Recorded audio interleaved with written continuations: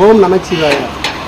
அன்னதானங்கிறது மனிதர்களுக்கு மட்டும் அல்ல, வாயில்லா ஜீவன்கள் நிறைய இருக்குது.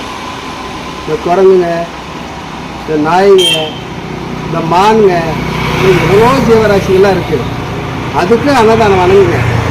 ஒன்றும் இல்லை, ஒரு 1/2 கிலோ கம்பு வாங்கி வச்சுக்கோங்க. வண்டியில் கம்பு அப்படியே ரோட்டு ஓரத்தமாக போய் விரைச்சி விட்டிங்களா, எறும்புங்களும் சாப்பிடும். அந்த எறும்புங்களும் உங்களை வாழ்த்தும். வாழையாக இருங்க அப்படின்னு வாழ்த்துமா அந்த எறும்பு.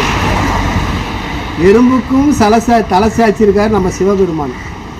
எறும்பு சொன்னிச்சா, ஐயா நீங்கள் நீட்டமாக இருக்கிறீங்க, ஏற முடியல அப்படின்னு சொல்லிச்சான். அதுக்கு அப்பா தலையை இப்படி சாய்ச்சி அவங்க ஏறி ஆசீர்வாதம் பண்ணுறது அப்படி பண்ணாங்களாம். அதனால் எறும்புக்கும் தீனி போடுங்க, எல்லா ஜீவராசியும் தீனி போடுங்க. உங்கள் வாழ்க்கை நல்லா சுகமாக இருக்கும். புரியுதுங்க ஐயா? வாழ்க வளம்.